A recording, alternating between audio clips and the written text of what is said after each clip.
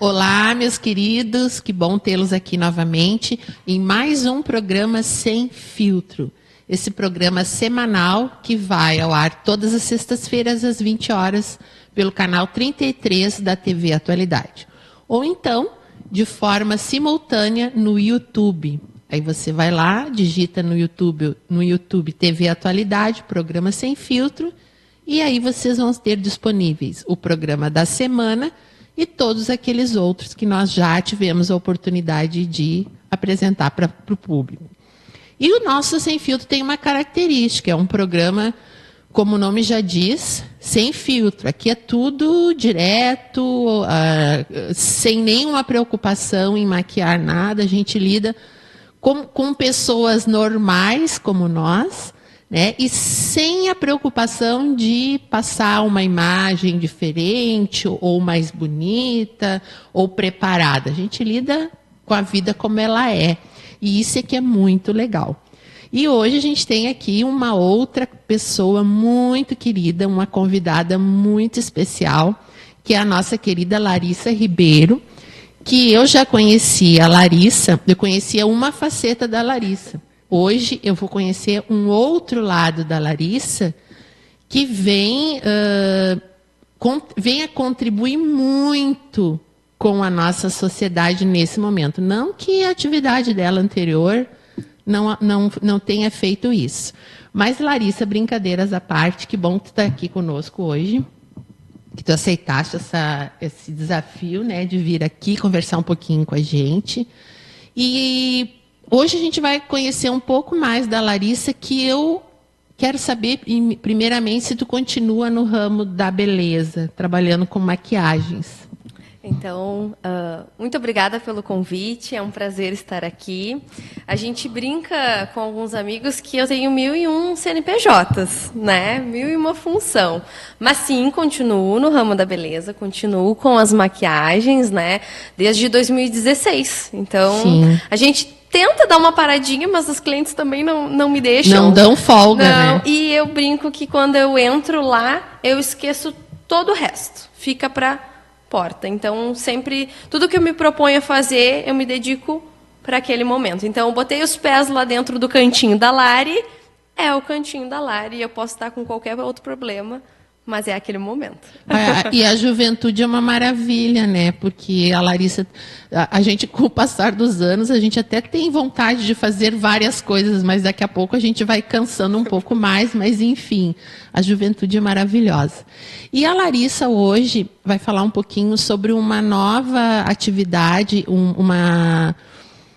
digamos assim, uma Larissa diferente da Larissa que eu, Denise, conhecia, e que é muito importante para nós, especialmente para nós educadores, para nós pais, para nós comunidade. E ela está com uma camisetinha ali muito maravilhosa, né? Que ela diz que ela ama o autismo, né? E é sobre o autismo, sobre essa, digamos assim, eu vou usar um termo pejorativo, mas é a impressão que a gente tem essa tendência, né? De tantos casos que estão aparecendo e sempre há ainda uma especulação.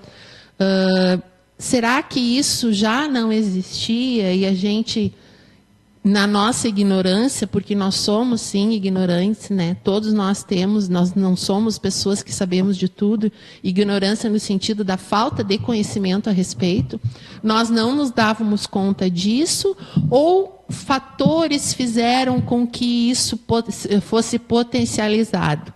E é um pouco sobre isso, sobre o autismo, sobre a atividade que a Larissa vem desenvolvendo, sobre o Te Acolhe, né, que é um programa maravilhoso que está surgindo aí para melhorar o que até então vinha sendo feito no município em termos de atendimento às crianças atípicas, né, que são assim chamadas.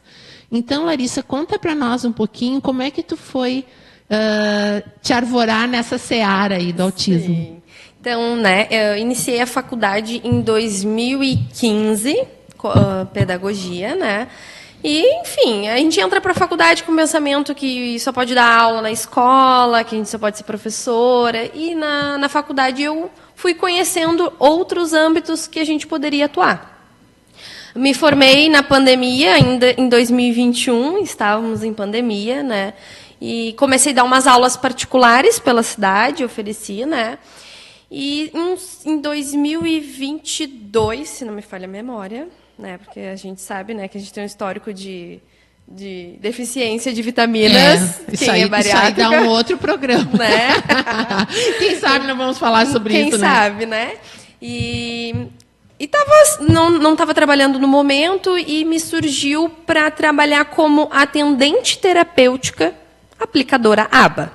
E eu disse, meu Deus, o que é isso? Não sei. Mas vamos lá. Precisava ser formada em pedagogia ou psicologia. E, de preferência, tivesse o curso, mas a empresa ela fornecia. Foi uma indicação. Lembro que, quando eu fiz a entrevista com o RH, ela me disse assim, tu entende de ABA? Tu sabe? Eu disse assim, não. ABA, para mim, que sou das antigas, é aquele grupo musical que eu gosto muito até hoje. Mas o que é o ABA? A ABA ela vem do inglês, que eu não vou me arriscar a falar, né? Mas é a análise do comportamento aplicada, né? Aqui traduzida para o Brasil, né? E eu disse assim, não sei. Fui bem franca. Ela disse, mas você tem vontade de aprender? Eu disse, com certeza. E aí, então, eu recebi o treinamento, né? Não conhecia. Nada que a pedagoga não consiga, né? Porque eu digo que a gente trabalha com lúdico, a gente desenvolve. Ela assim, tu tem problema de ir para o chão, de sentar no chão, de brincar? Eu disse, não. E quanto tempo foi a capacitação? A gente fez em uma semana. Eu fiz um treinamento online e depois eu fiz um presencial na clínica deles, né? E depois é no dia a dia. É no dia a dia, cada criança é única, não? Então, por isso é um espectro, né? E aí fui conhecendo e fiquei 2 anos direto nesta função de aplicadora ABA e foi onde eu me apaixonei. Mudei totalmente a minha ideia, porque eu fiz uma pós em pedagogia empresarial e TGD. E a minha ideia era fazer psicopedagogia para ir para a área hospitalar, para trabalhar com as crianças internadas. E aí resolvi fazer ABA, né? Agora já concluí a pós em ABA. Depois eu tive um outro paciente também aplicando ABA. Para mim, ABA é a ciência que hoje a gente tem de mais eficácia, né, para o autismo. E me apaixonei. Mas não é o que detecta? Não. É uma intervenção. É uma intervenção. É a ciência que hoje a gente tem mais comprovação de eficácia para o autismo. Né? E aí fui caindo de paraquedas, aprendi muito, né? A gente vira muito analista, então todo comportamento ele tem um porquê atrás dele. Então eu sempre brinco, até agora nas entrevistas do Tia Cole, né? Eu falei para os pais que a gente tem que pensar fora da caixa. Quando a gente fala de autismo, mas ele não, um exemplo bem bobo, né? Ele não se desregulou por causa que eu troquei o vaso de lugar. Com certeza foi porque tu trocou o vaso de lugar. A gente tem que sempre pensar no improvável. Naquilo que a gente... Não é por isso. Sim, foi por isso. E tem alguma coisa genética, Larissa? Os estudos... hoje a gente tem muitos estudos, né? Tem a questão do ácido fólico na gestação, que está sendo bastante debatido sobre. Mas ele vem da genética. 90... Agora não vou, se eu falar, vou mentir, não, né, de porcentagem, né? Mas ele vem da carga genética. Então, se vocês hoje identificarem, né, os nossos pacientes pequenos, se tu for investigar na família, tem. Provavelmente, hoje os médicos não querem mais a questão de suporte 1, 2 e 3. Né? Eles estão... é autista, é TEA, né, que a gente fala, mas eles estão tirando a questão do nível de suporte. Mas se tu for ver lá, o teu aluno, o teu paciente, se tu for investigar a genética dele, tem um pai, uma mãe, um avô, nível 1 de suporte, aquela pessoa que tem dificuldade de socialização, aquela pessoa que não gosta muito de abraço, que é mais quietinha, que tem dificuldade de fazer amizades. Tá ali já. Só que, hoje ainda, antes de vir para cá, eu estava conversando com a minha colega, E a gente estava vendo um estudo, porque essa semana saiu um novo estudo nos Estados Unidos, né, que a cada 31 crianças, uma é diagnosticada com TEA. Até o ano passado, era a cada 36 crianças, uma era diagnosticada. E aí a gente estava vendo que em 2004, a incidência era de 150 crianças para uma com TEA. Então, hoje, devido à informação, né, a gente consegue diagnosticar mais cedo, né, a gente consegue, porque sempre existiu. O autismo sempre existiu. A gente tem muitas questões dos manicômios. Antigamente, todo mundo taxado de loucos, né, deixavam lá, e muitos casos já era autismo. Nossa, e a gente vê, né, o conflito que os pais ficam, né, é muito complicado, porque há uma incerteza, há uma dúvida e, ao mesmo tempo, um pavor, um medo, né, do que isso vai representar na vida das crianças. Porque eu acho que os pais, a maior preocupação é: e quando eu não estiver mais aqui? Né? A autonomia dessas crianças no futuro. Né? Então, eu acho que, quando recebe o diagnóstico, né, a gente tem os estudos que os pais passam pela fase do luto. Do luto do, digamos, filho perfeito, digamos assim, né? Porque eu acho que eu não sou mãe ainda, né? Mas tu idealiza uma vida que essa criança vai ter amigos, que vai se relacionar, que vai construir uma família, que vai trabalhar. E aí, quando recebe o diagnóstico, isso os pais falam para nós. Passa tudo isso na cabeça. Né? E aí, meu filho vai conseguir? Até porque a gente vê crianças que têm um diagnóstico bem cedo. Sim. E outras que, na adolescência, né? Adultos sendo diagnosticados agora. E aí é que está. Quando é um momento de procurar saber isso? Que sinais a gente pode perceber e pensar assim, bom, vou ter que verificar isso aí? Eu acho assim, que a gente tem sempre que estar atento. Se fala muito em, cada criança tem seu tempo. Tá, ok, tem seu tempo. Mas assim, eu, agora de cabeça eu não gosto de falar coisas que eu não saiba exatamente.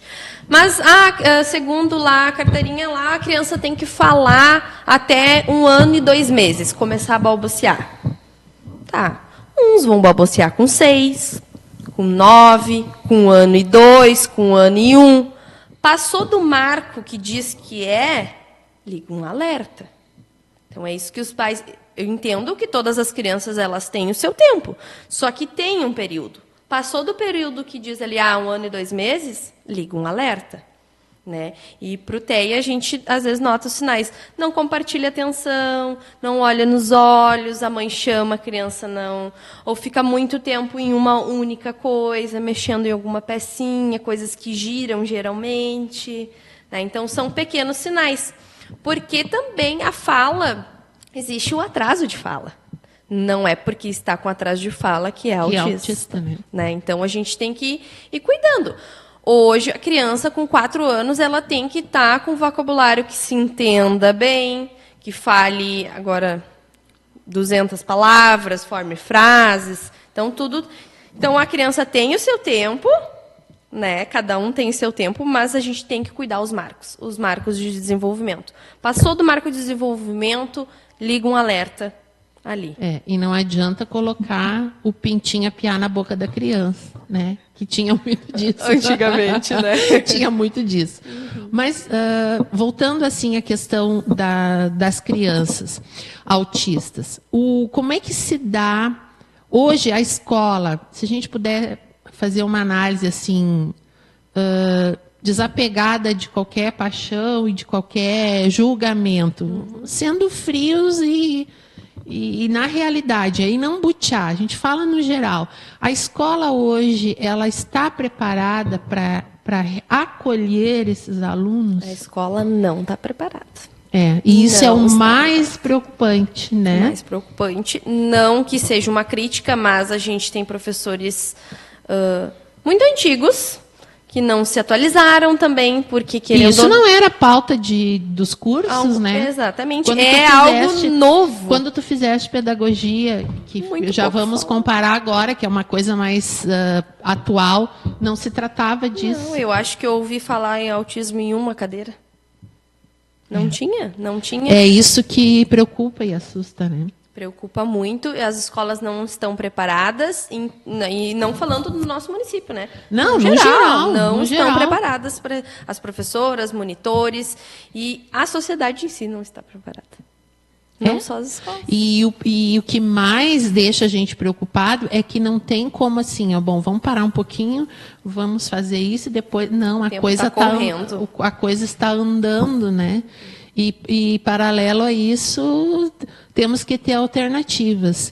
E sobre essas alternativas, o município de Butiá já tem avanços, né? Sim, a nossa cidade, comparada a outras, né, a gente já está um passo à frente.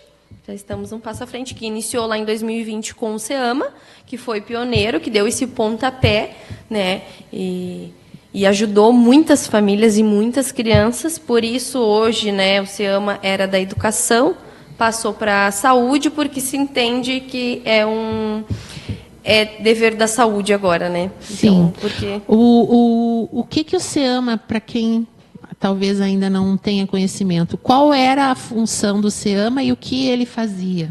Isso. O SEAMA era o Centro Municipal de Atendimento aos Autistas, né? Mas ele tinha como a sua secretaria a educação, então ele seguia calendário da educação, né? Parava, fazia férias no final do ano. Acho que em dezembro ali eles tinham pedagogas, né? O serviço de pedagogas para as crianças, psicomotricista, educador físico, mas já tinha no quadro TO e fono, que no momento não se tinha, né?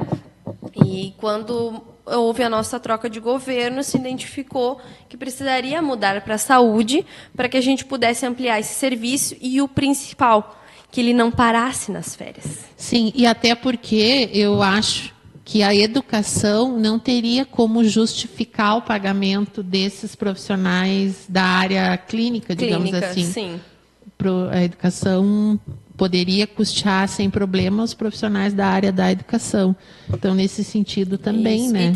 E também tinha os psicólogos, né? Exatamente. Ali, que, na verdade, é uma equipe multidisciplinar, que é o que a gente precisa. Hoje, a gente recebe laudos, né, que assustam, porque os neurologistas, eles pedem tudo. E, tipo assim, 2 vezes na semana, no mínimo. Fono, TO, psicomotricista, musicoterapia, hidroterapia, aquela que agora me fugiu o nome com os cavalos.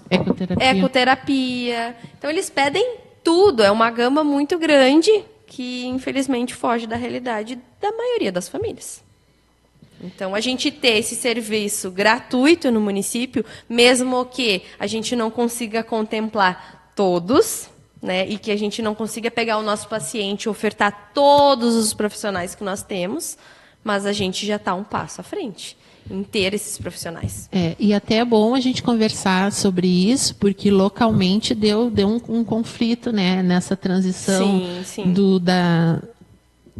da passagem do programa para a área da saúde, já com uma outra nomenclatura, mas que, na verdade, vem a ser a continuidade e de forma a implementar melhor ainda, né, os serviços oferecidos. Ampliação desse serviço. Ampliação de serviço.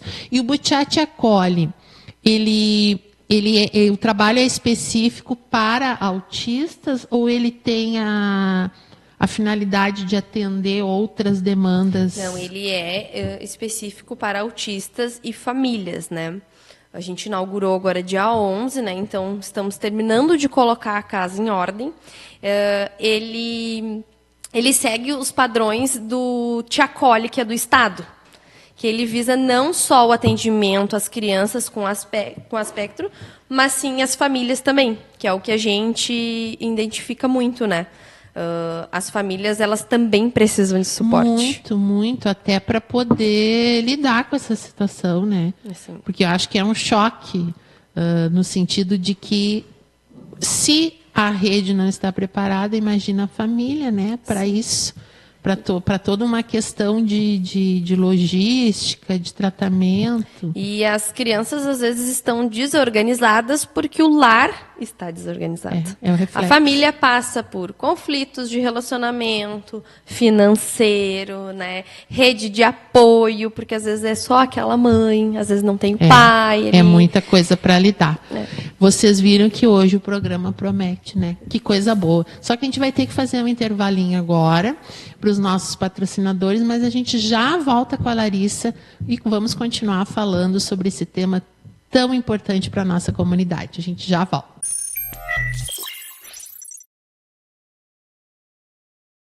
Estamos de volta. Para quem chegou agora, nesse segundo bloco, a gente hoje está tendo a grata satisfação de conversar com a nossa pedagoga Larissa, a responsável pela implantação, né, desse projeto maravilhoso que é o Te Acolhe, que vem a fazer esse atendimento das famílias e das crianças com autismo. E a gente aqui no intervalo conversava um pouquinho, e a Larissa está muito contente porque a coisa está tomando corpo, né, Larissa? Então, os profissionais estão, na verdade, ela diz que é um processo que está em construção, mas já tem o atendimento e vai melhorar ainda mais. A ideia é essa. Então, quais os profissionais hoje que o Te Acolhe oferece para os seus atendidos? Hoje, atuando, nós temos a nossa psicomotricista, o educador físico e um psicólogo.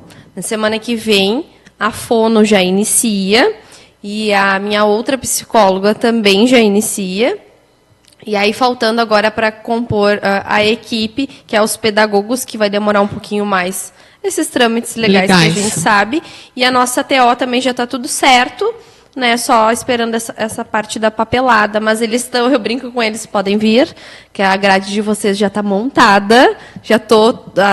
Os pais já estão sabendo, porque eu já avisei, o teu filho vai fazer isso e isso, mas eu te aviso quando os profissionais chegarem, ou não, já pode vir, porque ele já está com esse atendimento. Mas a grade dos profissionais já está todas montadas. Que bacana. E realmente, as pessoas que quiserem visitar o espaço para conhecer, é possível? Claro, com certeza. Gente, está muito lindo. Eu não vi pessoalmente, eu vi só a matéria de inauguração. E vi um vídeo mostrando as dependências ali, né? Tá tudo muito bonito, tudo cuidadosamente pensado, os ambientes, né? Então é muito legal. Isso demonstra toda uma dedicação e todo um cuidado, porque cada sala daquelas tem um objetivo, né? Sim, sim. Tem algo a ser desenvolvido especificamente para isso. E está muito bacana. Eu sou suspeita, né? Eu digo que ficou um lugar muito acolhedor, muito bom de entrar lá e passar o dia, as horas passam voando, quando a gente diz, meu Deus, já está na hora, temos que ir embora, né? Mas fica o nosso convite, quem quiser conhecer, né? Logo estarei fazendo novos acolhimentos, a gente tem bastante procura. Então, logo vou fazer os novos acolhimentos, entender as demandas, né, o que essas crianças estão precisando dos profissionais e ver o que a gente vai conseguir ofertar para eles. Uma pergunta. Assim como em outras áreas, por exemplo, assistência social, a porta de entrada, digamos assim, é o CRAS e o CRAS encaminha. Como é a pessoa que precisa dos serviços do Te Acolhe, ela deverá ir diretamente lá? A quem ela procura? É via encaminhamento ou a pessoa pode procurar direto? Pode procurar direto. A nossa secretaria é a Secretaria de Saúde, mas os encaminhamentos podem ocorrer a pessoa ir direto lá. Né? Que bom, é bom saber isso. E sempre que laudo com hipótese levantada para a TEA ou diagnóstico fechado. Né? Então, pode nos procurar, mas a gente também, apesar de estarmos na saúde, a gente tem a assistência, né, e a educação como parceiros. Então, o CEMEI, hoje, que trabalha com as escolas, que faz investigações, quando fecha o laudo, também encaminha para nós. Mas os familiares podem nos procurar diretamente também, não tem problema. Por que eu pergunto isso? E é bom a gente deixar claro que, por exemplo, Vamos supor que eu não sei isso aí, eu suspeito que eu tenha um problema com o meu filho, eu não procuro o Te Acolhe para fazer nenhum tipo de diagnóstico, né? Nenhum tipo de testagem, é isso que eu quero deixar claro. Ali uma vez constatado já o atendimento, se procura ali para dar seguimento ao atendimento. Claro, né? Se for lá, a gente vai orientar, Sim. né? Que tem que procurar. Hoje, quem dá o laudo é neurologista e psiquiatra, né? Os psicólogos, eles levantam a hipótese e que é levada daí pro médico, né? Mas a gente pode, né? Como a gente conhece muitos neurologistas pelos pais, olha, os pais falam muito bem desse, a gente pode passar o contato, se tiver, né? Tem outros que a gente fica meio assim, olha, se puder, não leva nesse. Então, né, a gente pode, assim, orientar conforme a gente tiver informações para as famílias, porque tem muito isso, né? Que médico eu levo, onde eu levo, quem eu levo. Então, a gente também tem algumas indicações que vai passando para as famílias. Eu gostaria de conversar agora contigo, Larissa, porque a gente sabe que tem os autistas com altas habilidades, né? Sim. Fala um pouco sobre isso, porque é ignorância minha, né? Não tenho vergonha de dizer. É uma coisa que não fez parte da minha formação. E agora eu começo a tentar entender um pouco disso. Mas eu tenho essa curiosidade. A forma como tu lida com um autista que não tem altas habilidades é diferente? Como é que é essa abordagem? Ou os dois têm a mesma tipificação inicial? Como é que é? Como a gente fala de espectro, cada um é único. Eu posso pegar um autista com altas habilidades e trabalhar dele de uma forma, como com outro não funcione daquela forma. Então, é muito único. O atendimento é único. E é único por dias, porque ele pode chegar para mim num jeito e no outro chegar de outro. Então, ele vai ser único. O que a gente trabalha, e aí vem muito a aba, né, é trabalhar com as preferências. Né? Se ele tem altas habilidades lá, vamos botar em cálculos, a gente... Cada profissional dentro da sua área, lá, psicomotricista ou educador físico, vai puxar para aquilo ali. Então, vou fazer um circuito com contas para ele. Então, a gente vai puxando. Assim como tem, né, crianças que têm só o hiperfoco, né? Não as altas habilidades, né? A gente está conhecendo os nossos pacientes. Nossa, é muita situação, né? São várias, né? Então, a gente está conhecendo, eu não sei se a gente tem alguém com altas habilidades no centro hoje, estamos conhecendo. A gente tem uma hipótese levantada, né? Que a gente vai agora dar uma investigada. Mas a gente tem muitas crianças com hiperfoco. Então, a gente usa esse hiperfoco a nosso favor. Se tem hiperfoco em letras, vamos colocar as letras para trabalhar com aquela criança, vamos vincular ali. Se é número, se é animais, né? Mas hoje aqui eu noto muito que a gente tem muitas crianças com hiperfoco, não com altas habilidades. Sim.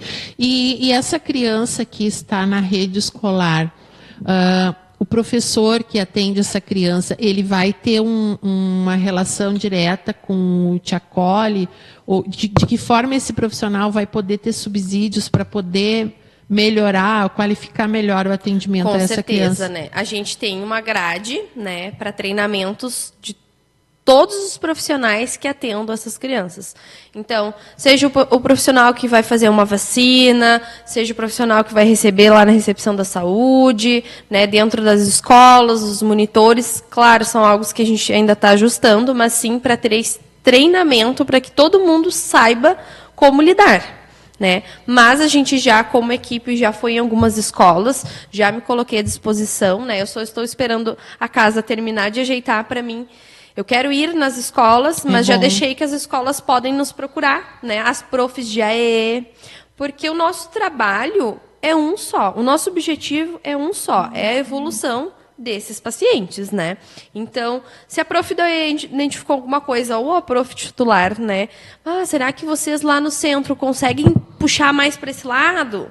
Preciso trabalhar mais a coordenação motora fina dele. Então, a gente vai, ou nós, né? Olha, prof, preciso que tu nos dê uma ajuda nessa questão. Então, a gente todos os profissionais pelo único objetivo, né? Então, sim, a gente vai ter essa ligação. Essa integração. Isso, E tem, assim, um tempo, tu falaste, né, da questão do espectro, que cada um é um, e o tempo de permanência nessa instituição, ou assim, existe um mínimo necessário, ou isso não é definido, isso é avaliado conforme o processo vai acontecendo? Isso aí é o nosso grande problema de não conseguir inserir novos pacientes.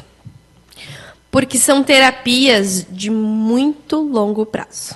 Pois é. Não é algo que eu consigo sanar em 6 meses. É anos, às vezes. Pode acontecer de que, já adquiriu as habilidades da psicomotricista. Mas aí começou a aparecer outras coisas, né?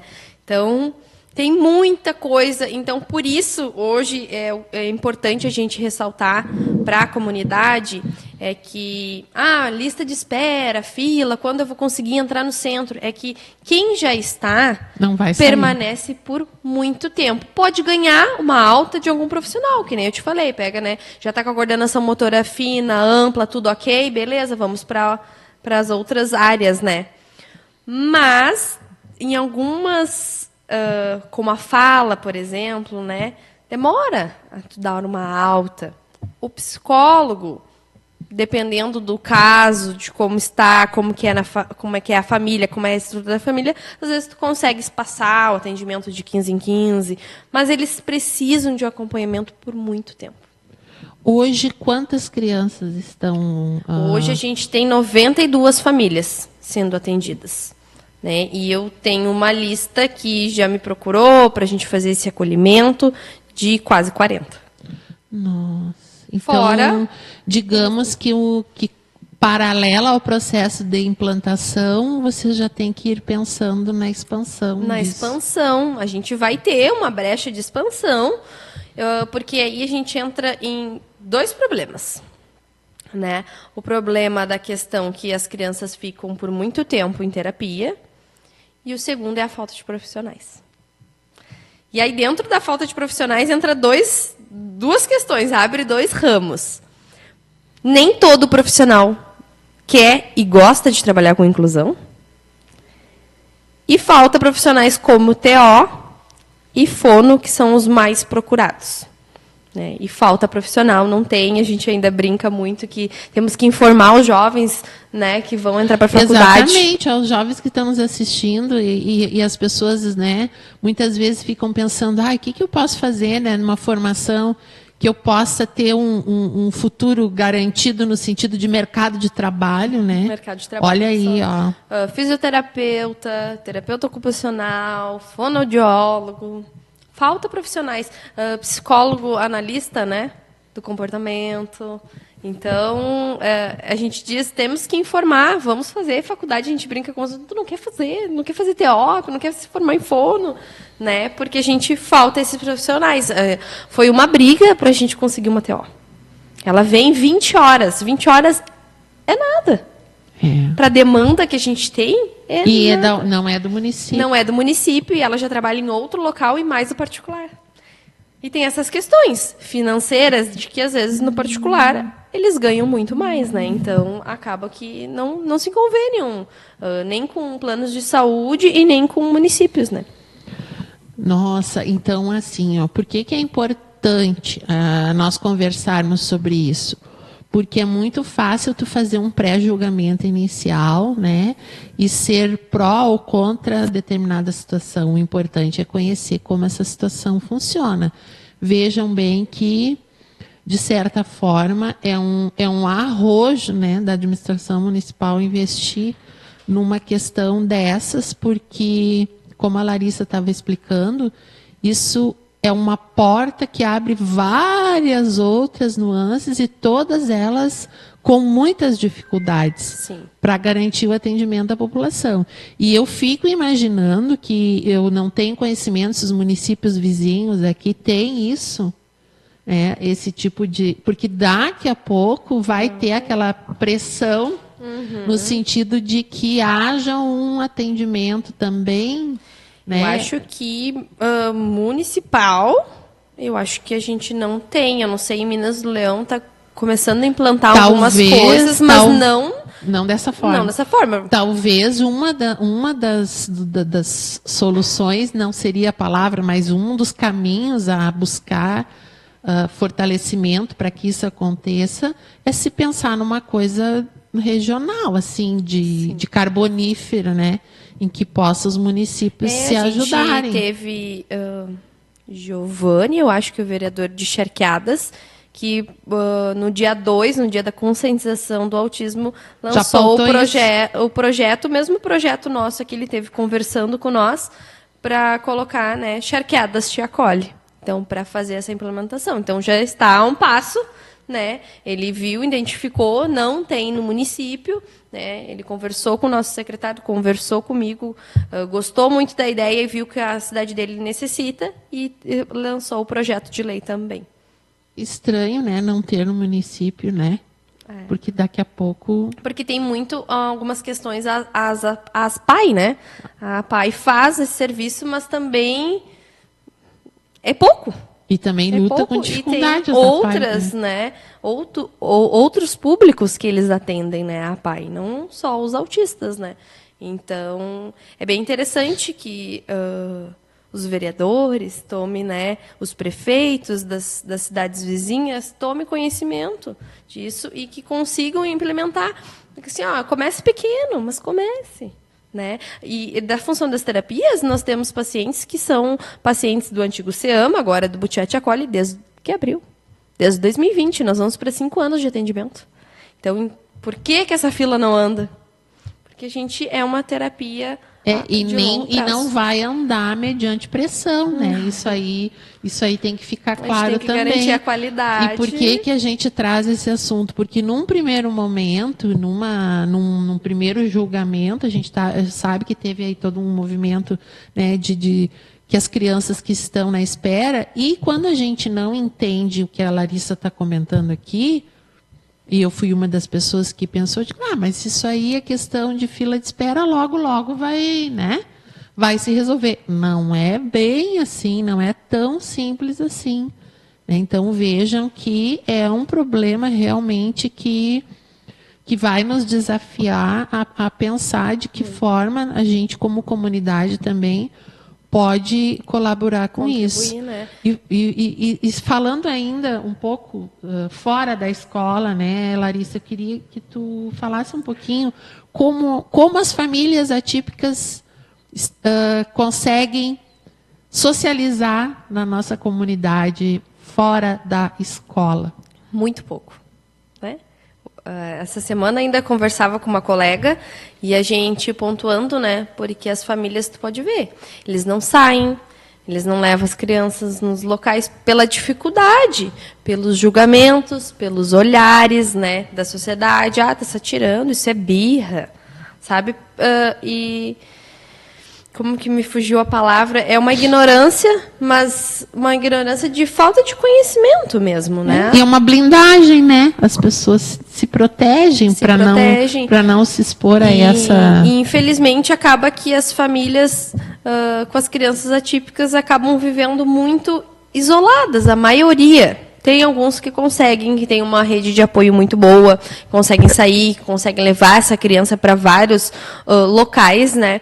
Mas a nossa sociedade, aquilo que a gente falou, ela não está preparada para receber, né, essas famílias e essas crianças, no termo de conscientização.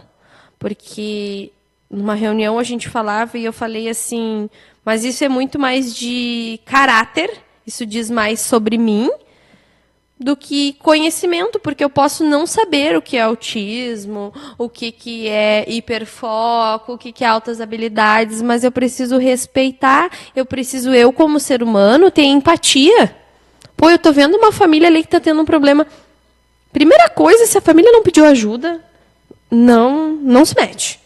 Não se mete, porque eles já têm a maneira. Porque às vezes a gente quer intervir da maneira errada, pode piorar a situação, né? Então, deixa ali. Mas é ter empatia, não olhar com um olhar de julgamento, né? Achar que aquela criança merece castigo, que tem que apanhar, porque a gente, infelizmente, escuta esses absurdos. E aquela coisa, né? Eu acredito que a palavra empatia é o que resume isso. É simples assim, como diz o ditado. Não faça ao outro aquilo que você não gostaria que acontecesse com você. Exatamente. É mais amor, menos julgamento e menos crítica. A gente vai ter que fazer um intervalinho e já seguimos conversando aqui com a Larissa. Volto já.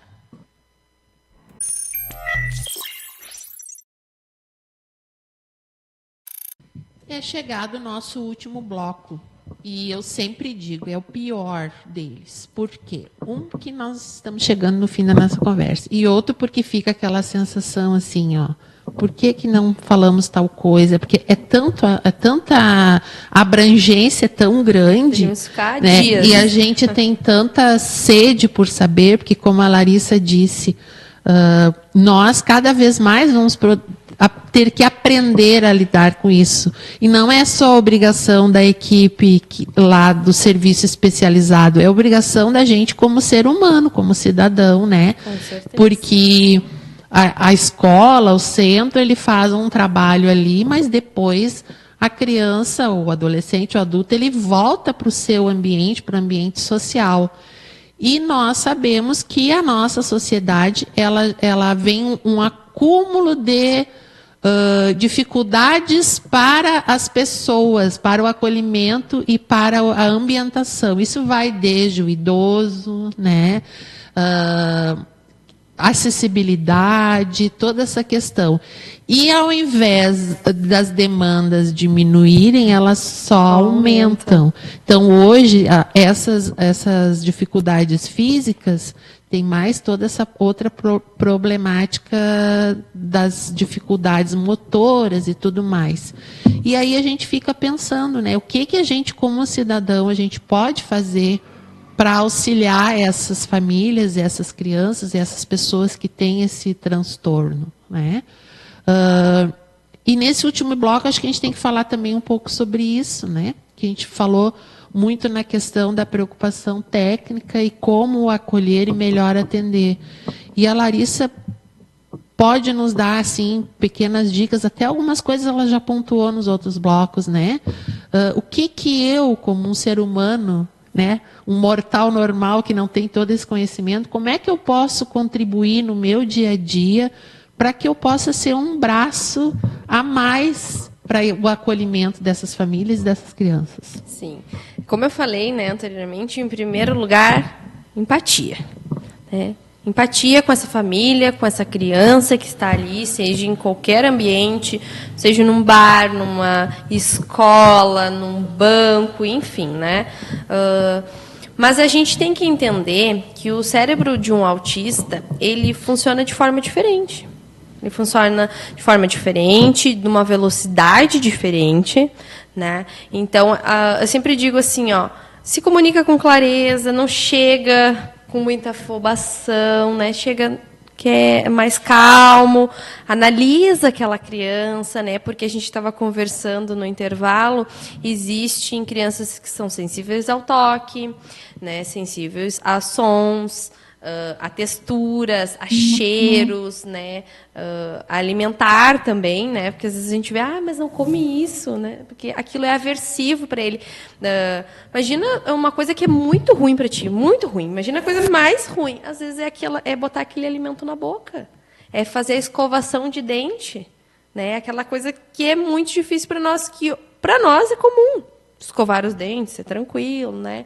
Eles têm uma maior sensibilidade, seja auditiva, né? Então, é ter sensibilidade e empatia.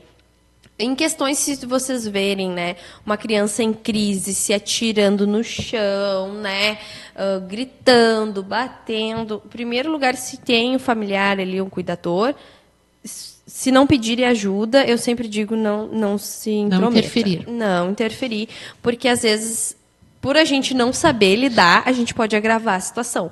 Porque a gente fala muito do reforçador, né? Às vezes a criança está ali chorando, batendo, gritando, e quanto mais tu fala, mais tu reforça aquilo. Às vezes é melhor tu ficar em silêncio. Dá o tempo dela, né? Então, às vezes a gente chega falando, é pior, ou tu quer agarrar. A gente só agarra a criança se tiver questões de risco, né? De a vida ali, se estiver se batendo ou estiver perto de alguma coisa que possa quebrar, aí a gente faz as contenções, mas aí é o pessoal mais técnico que sabe como faz a contenção, a família geralmente já sabe, né, que a gente vem por trás, segura a criança da forma que tem que ser. Mas, de outra forma, eu vou sempre bater na tecla, tenha empatia com essa família, tenha calma, gente, sensibilidade, espera ali, porque quem está ali já vai conduzir ou vai dizer, olha só, me ajuda em tal coisa, pega tal coisa, faz isso, né? Então, eu acho que o caminho é esse, sabe? Não chegar afobado, que às vezes a gente também, né? Vamos fazer tal coisa, que tu quer dar tal coisa para a criança, e às vezes tu fica falando, e tem crianças que a fala desestabiliza mais naquele momento. Então, sempre aguarde e tenha empatia. É o que eu digo. E não adianta tentar. Todos nós temos limitações. E a informação hoje, ela está aí para quem quiser, né? Então, uma das coisas importantes é também estudar a respeito, Exatamente. Né? Ler a respeito para que a gente possa ajudar. Porque a gente técnico, quando vê ali, tu já liga o alerta. E já sei. Está entrando crise. É isso. Né? A gente já identifica. Então, ler sobre, estudar o básico, né? Porque tu vai ver ali, não é uma criança passada, uma criança mimada. Não, ele está tendo uma crise. Alguma coisa antecedeu essa crise, alguma coisa aconteceu. Então, é informação e empatia, não tem. Como é que tu observa, Larissa? Porque me parece que essa questão da falta de empatia, ela se dá mais quando não são os pares, né? Como é que a criança autista, junto com outras crianças, é mais fácil ou as crianças também têm um pouco de resistência a eles? Alguns casos a gente sente uma resistência, mas as crianças, eu brinco que eles eram os coterapeutas. Né? Eu acho isso um amor, né? Eu fui atendente terapêutica domiciliar e escolar. E na escola, as crianças já ajudavam, porque eles já sabiam. Então, tinha que cuidar da porta. Fulano está indo para a porta. Eles já me alertavam. Que amor. Eles ajudam. Aí, alguma coisa porque os autistas, eles têm muita dificuldade de socialização, a grande maioria, né? Eles são muito literais, eles não entendem sarcasmo. Se eu fizer assim para ti, tu vai ver que eu tô brava, né? Ou se eu te fizer assim, tu vai. Eu não preciso falar que estou com dor. Se eu fizer assim, tu vai dizer, tá com dor, né, Larissa? Então, eles não sabem identificar. Então, eles não identificam maldade, eles não identificam isso. Então, as crianças vinham, eu pedia para fazer algumas... pede para ele tocar na tua mão, sabe? Então, as crianças, eles eram os coterapeutas. Eles super ajudam, eles não têm, assim... Esses rótulos, né? Não tem. É muito difícil alguma coisa que aconteça, mas aí já entra a questão de criança. Porque criança tem essa questão de disputa, de, né, esse brinquedo... Tem também muito da reprodução do que os pais falam, né? Também, por isso que é importante também cuidarmos aquilo que a gente fala da frente das crianças, porque elas reproduzem isso, né? Reproduzem. E aí, os casos que a gente tem algum problema é essa questão que, infelizmente, vem de dentro de casa, um preconceito, né? Falando bem a verdade, né? A gente já ouviu, a gente já relatou, tipo, de pais, tu não brinca com fulano.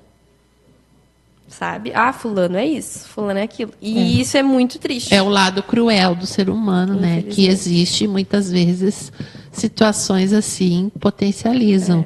Ainda bem que são poucas, mas existem. Mas existem. E eu não vou deixar passar o último bloco, vou trazer um assunto assim, nada a ver com o que a gente está falando aqui, mas quando a gente diz que a informação está aí, é só buscar...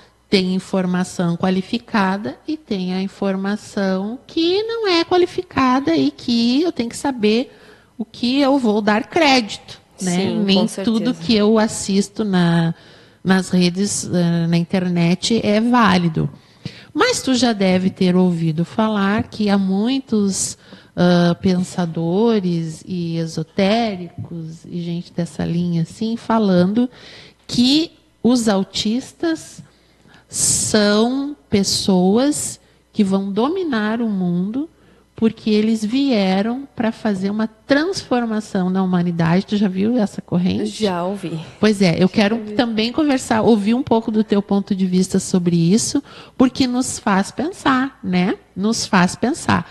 E aqui não estou defendendo corrente nenhuma. Eu estou fazendo uma provocação para isso que a gente também ouve na internet. E eu tenho que saber interpretar isso, né? Por que há essa ideia de que os autistas são, na verdade, eles não são um problema para resolvermos, eles são a solução para o nosso problema? Eu acho que isso se criou pela questão deles não terem essa maldade que nós, seres humanos típicos, temos. Eu acho que foi isso que criou essa conspiração sobre isso, né? Então, vai muito de crença de cada um, né? Eu trabalhei com eles, né? Eu sou apaixonada. Eles são crianças maravilhosas, assim como todas as outras crianças, né? Então, eu não sei... Eu acredito que seja por isso, porque eles não têm maldade, né? Se tu falar alguma coisa para ele ou xingar, ele não entende isso. Ele não vai levar para o lado mal. Né? Então, eu acho que por isso nesse que se criou. sentido, eles têm muito a nos ensinar realmente. E né? outra, eles conseguem desligar, né? Se ele focar nisso aqui, ele focou nisso aqui. A gente não consegue, né? A gente está num todo aqui, né? Então, eles têm essas habilidades aí que eu gostaria de ter algumas habilidades de se desligar e focar em alguma coisa. Ah, quem nunca, né? Às vezes ouvimos tantas coisas que gostaríamos de não ter ouvido, né? Ou não dar importância àquilo que realmente não merece crédito, é importante. Mas eu acho que é por isso que se criou, né? Mas né, cada um com a sua crença, a gente precisa entender que o autismo não tem cura, né? Vai ser curado. Cada um com a sua religião. Até porque não é uma doença, né? Ele não é uma doença, ele é um espectro, né? Então, ele não tem cura. E outra coisa... precisam entender... que surge também algumas coisas assim, de medicamento. Essa corrente esotérica, talvez, porque o que acontece com coisas que a gente não compreende, que a gente não entende? A gente atribui ao divino, né? Sim, sim. Então, isso também pode ser uma forma de fuga do entendimento ou tentar achar uma explicação. Eu acho que é achar uma explicação para esse fenômeno que está aí e que está cada vez mais presente entre nós. Então, de tudo que a gente vem conversando em todos esses blocos, e já agora no final do nosso último bloco, voltamos lá no início, né? A questão da observação, é olharmos as pessoas com um olhar mais atento, mais diferenciado. E é uma coisa que temos cada vez mais dificuldade de olharmos para as pessoas além do que nós enxergamos naquela primeira, né? Naquele primeiro contato, de olhar no olho da pessoa, de poder entender a sua linguagem corporal, que nós falamos muito com o nosso corpo, né? Falamos muito com o nosso corpo. Muito. E nos falta essa compreensão. Muitas vezes não precisam palavras serem ditas para que a gente possa entender as coisas e a leitura do ser humano. E a gente está muito apegada nisso aqui, né? Uhum. E ficamos distantes dessa questão da relação interpessoal, que é muito necessária. E entra a questão que a gente não falou, e como a gente falou, a gente poderia ficar dias aqui falando, que é essas observações, porque a chave hoje, eu como profissional, e o meu tema de TCC, é a intervenção precoce. Quanto antes eu começar a intervenção, mesmo que só tenha sinais, estimulação dessa criança, eu vou ter uma melhora lá na frente. Porque tu imagina uma criança que levantou uma suspeita com um ano e pouco, que já começa algumas intervenções, mesmo que logo em seguida o laudo não feche. Não se comprove. Né? Eu já começar essas estimulação precoce, para mim, né, é a palavra-chave hoje, do que uma criança que foi deixando, é o tempo dele, é no tempo dele, essa criança fechou um diagnóstico com 8 anos. Olha o prejuízo que ele teve. Né? Porque são prejuízos que a gente pode reparar e ficar bem menos, bem menores, poucas coisas. Claro, ainda vai ter, né? Porque se ele tem o espectro, vai ter. Mas a gente consegue diminuir muitas coisas. E até se formos pensar, não é tão difícil assim, considerando que as crianças, eu fico observando as gerações que estão vindo agora. Meu Deus, meu pai tem 95 anos. E graças a Deus. E ele diz muito assim: ai, no meu tempo as crianças eram que nem cachorrinhos, levavam dias para abrir os olhinhos, né? Na comparação ingênua, chula dele, mas na verdade, o que ele está dizendo com isso? Cada vez as crianças estão mais ativas, mais espertas. Então, saiu um pouquinho da rotina, né, do normal, digamos assim, já sinaliza. Ou demorou um pouquinho, já sinaliza. E a gente vem no mal. Uso de telas, telefone. Então, assim, é muito mais fácil dar um telefone e a criança ficar quieta ali. Né? Eu consigo fazer as coisas e não julgando. Porque a gente sabe que muitas famílias não têm rede de apoio, muitas mães solo, né? Então, às vezes, para te poder fazer uma coisa dentro de casa, tu deixa no telefone. E crianças não deveriam ter contato com telas até os 2 anos de idade. E depois dos 2 anos, pouquíssimas, tipo meia hora, 1 hora no máximo ao dia. Então, o que acontece? As crianças estão passando muito tempo no telefone, os pais estão passando muito tempo no telefone, e quando tu vê, tu está com um filho com 6, 8 anos, que é aí que vai, opa, ele não está fazendo isso, opa, ele não, né? Porque, ele está lá no telefone, e aí tu começa aqui. Então, uma coisa que é muito preocupante é o uso de telas. Que a nossa geração, a minha, já usa muito, né? E cada vez mais. Cada vez mais. E a gente vê aquelas mãozinhas pitoquinhas fazendo miséria aqui no celular, né? Eles já vão nos filmezinhos que eles querem. Mas aí tu tira o telefone e a criança não sabe brincar. A criança não tem o lúdico, a criança não sabe imaginar. Eu pegava um coisinho e dizia que era uma boneca, que era tal coisa, que sabe? A gente imaginava, tinha esse lúdico. E as crianças hoje eles estão na tela.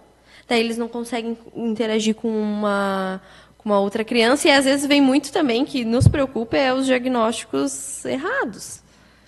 Porque talvez investiga primeiro se essa criança usa muita tela. Tira a tela dela e aí vamos começar a ver sobre os prejuízos. Eu sei que a gente está no fim do bloco e talvez eu vou falar uma coisa assim que não vai dar tempo da gente desenvolver, mas me acionou agora ali quando ela comentou e é importante a gente falar. A Larissa está falando aqui, gente, de coisas que ela tem conhecimento. Ela está falando de cátedra. Então, assim, eu tiro o meu chapéu, eu respeito absoluto a tudo que ela diz e confio nisso. Então, evitem ir atrás de opiniões, ou de conceitos, ou de fórmulas, ou de receitas de pessoas leigas, né? Ou de pessoas formadas pela internet. Por que que eu digo isso? Informação é uma coisa, conhecimento é outra. É importante a gente fazer essa distinção, porque nós vemos muitas pessoas que se arvoram a falar sobre assuntos ou sobre temas importantíssimos para os quais elas talvez tenham a informação, mas elas não têm o conhecimento. E quando a informação é utilizada sem estar aliada ao conhecimento, eu posso, ao invés de, como já foi dito, ao invés de ajudar, eu estou criando um baita problema. Então, tem os profissionais que estudaram para isso, né, ralaram para isso, estão aqui para fazer isso. Gente, cada um no seu quadrado. Sim. Evitem os doutores de plantão, que temos muito, né? Temos muitos jogadores de plantão, muitas pessoas que são enciclopédias vivas, né? E na arrogância, ninguém sabe tudo, gente. Agora, quando a pessoa se dedica a falar sobre aquilo que tem conhecimento, rendam-se a ela, né? E procurem aproveitar tudo que tem de bom. E a gente aprende todo dia, né? Cada dia vai surgindo uma nova informação. E nunca se viu aqui a Larissa, né, no pedestal de nada. Então, dessa forma, encerro o nosso programa agradecendo essa simpatia, essa aula, né? Esse teu carisma, o teu conhecimento E digo com muito orgulho que bom que a gente tem na nossa cidade, né? Tem um ganho enorme para nós, profissionais dessa natureza. O programa Sem Filtro te deseja muito sucesso. Coloca os nossos microfones aqui à tua disposição para que a gente possa informar, levar conhecimento. Sempre que desejares, a casa é nossa. Tá? Muito obrigada, foi um prazer enorme conversar contigo. Eu que agradeço poder dividir um pouquinho do que a gente sabe, né? E tanto eu, Larissa, como ser humano, fico à disposição da comunidade para conversar, para tirar dúvidas, como a Larissa, que está à frente da coordenação nesse momento do Te Acolhe, que eu digo que eu estou lá nesse momento, não sei o futuro, né?